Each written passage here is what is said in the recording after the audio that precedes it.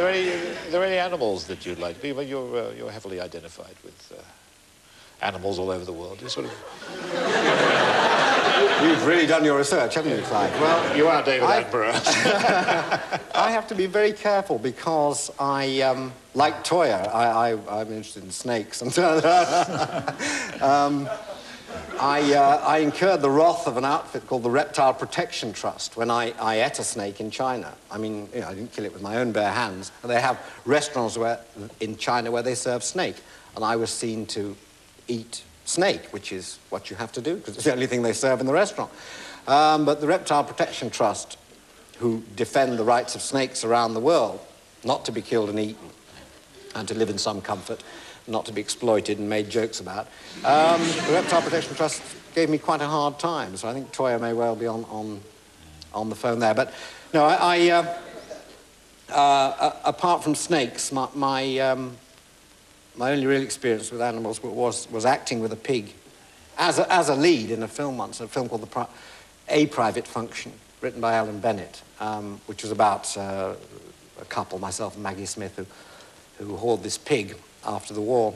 And we had a pig called Betty who actually appeared on set all the time. The director said he didn't want to have sort of trick shots and set up the sort of pig and just do cutaways of the pig. He said he wanted the pig integrated into the action of the film. Now, how do you integrate a pig into the action of a film? You know, they can't read the script, they haven't got an agent, you know, they don't turn up when you expect them to turn up. But the way it was done is that we all had to sort of get our bit worked out and then freeze, and then the pig would be brought on. Like, you know, for all the world like Liz Taylor. Sort of come on, and you hear a bit of in the distance. Then she'd go in the wrong room and have to be sort of moved round. But I must tell you just very quickly, but it was trained by an outfit called Intellectual Animals. And there were two schools of thought. One said, well, you train pigs by understanding about them. You know, don't force them, just understand them. You have to understand why they're here, why they're doing it, keep them calm. Just reason with them, which of course you can't do at all. There was another man who whacked it up the backside with a stick. And that's how the pig came on. But anyway, the pig would arrive on set, sort of swaying the backside, sort of looking around, you know. Have a word with the actor. Oh, Maggie, love. Seeing the rush is terrific.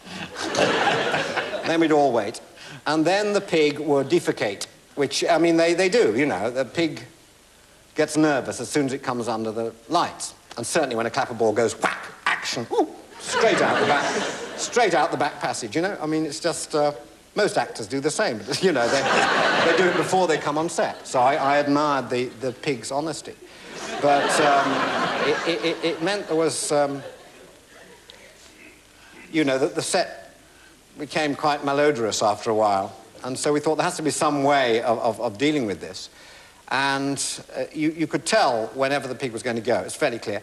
And we had a lad who had been watching the film unit, and he said, you know, I'm desperate to get into films. I just want to get into films. I'll do anything. We said, anything? He said, oh, yeah, anything. So we gave him this bucket. We said, when it says action like that, you stuff the bucket under the pig's backside and catch whatever comes out. And he did. And it was brilliant. And he was extremely good at it. And it's the only film in the world, as far as I know, made with a credit at the end, Bucket Boy. So, that's what he was. Michael, I hate to stop, but we have to. Thank you very much, Michael Palin.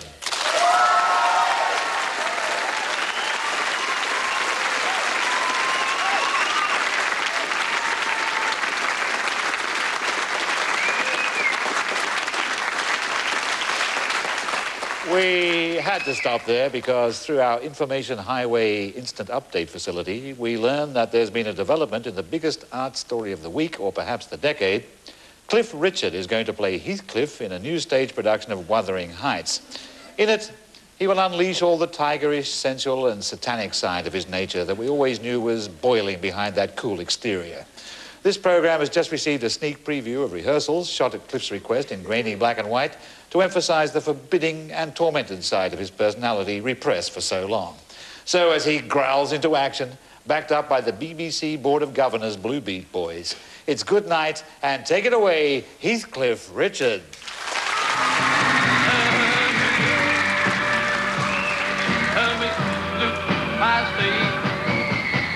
This is the first time I ever felt this way.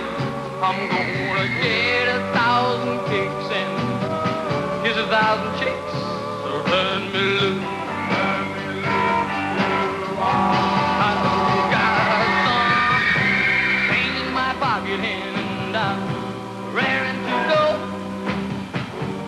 Taking some chicks to the picture show. And when I see her home and I kiss her goodnight, turn me loose, turn me loose, turn me loose, turn me loose, turn me loose. Turn me loose, I say. I know today's gonna be that day. I want you all to understand that now I am a man. So turn